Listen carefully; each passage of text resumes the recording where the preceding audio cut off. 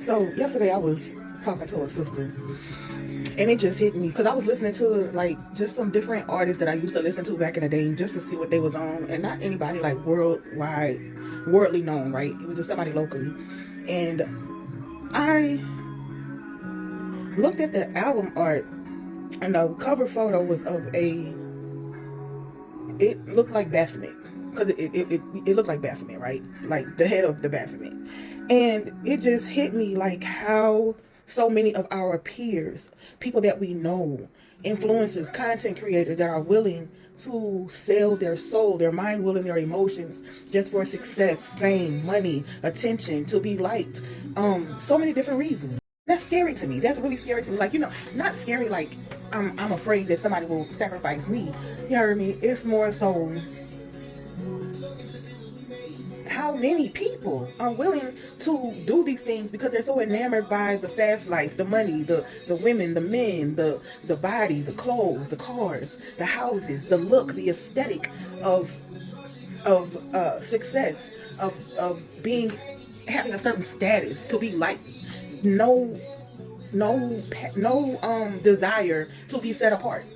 None at all. That's the part that scared me. Like, what are believers not doing that? And I know there's weeks and tears, don't get me wrong, but I believe there's more tears and more people that are following the world than there are people that are walking or striving, that are striving to walk righteously. Like, we're supposed to be the example, but the sad thing is, a lot of these people that have status, just like Truth and Editing did the video the other day, are so-called Christians, but they are compromised as well. You see what I'm saying? Like, this is a really crazy place to be. Like, back in the day, it used to be like actors, actresses, singers, rappers, politicians, athletes. Like, you knew that they sold out for that lifestyle. Like, you knew that. Yahuwah does not promise us fame and fortune. He doesn't do that. You know what I'm saying? So anybody up there and has that level of influence is compromised. Your favorite is compromised because you will know them by their fruit. And I don't think people understand that. Like I said, you're so enamored by what they present to us, you don't know what they're doing in those back rooms at the middle of the night, late during witching hour. You don't know what they're doing. You don't know who they are sacrificing, who they have sacrificed. All these deaths that be going down in New Orleans. That's not by happenstance. These people are offering these people up, these blood sacrifices, to get in the positions that they're in. And that's just wild to me. Like, not last night, it was another girl yesterday crossed my mind. She's not from here. I don't know where she's from, but she was already, on a reality TV show. But she crossed my mind. I'm like, dang, I didn't see her on TikTok, on my timeline in a long time. Let me go see what she's up to.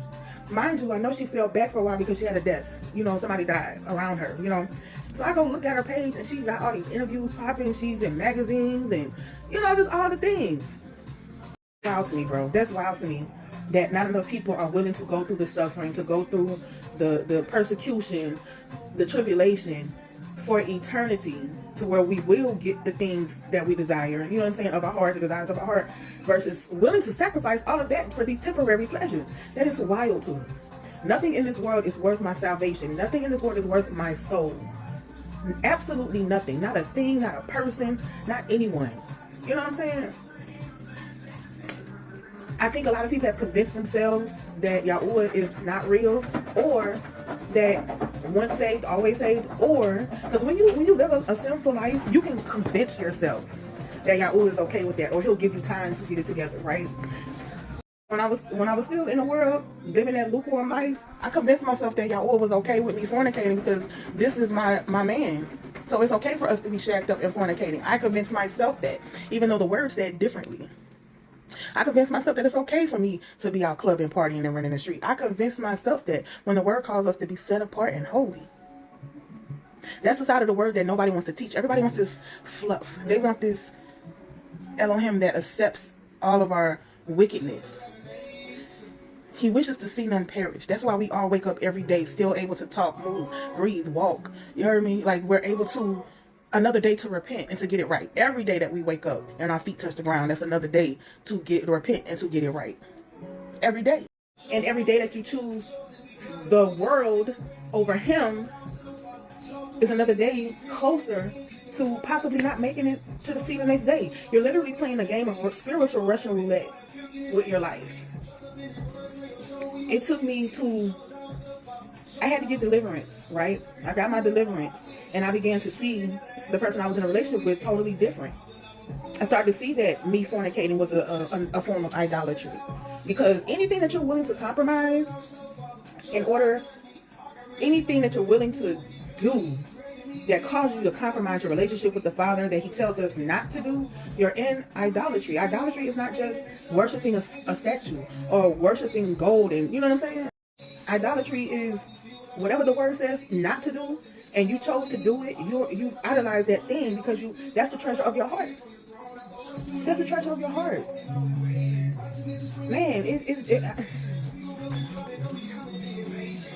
I really pray people wake up, man. I really pray people wake up.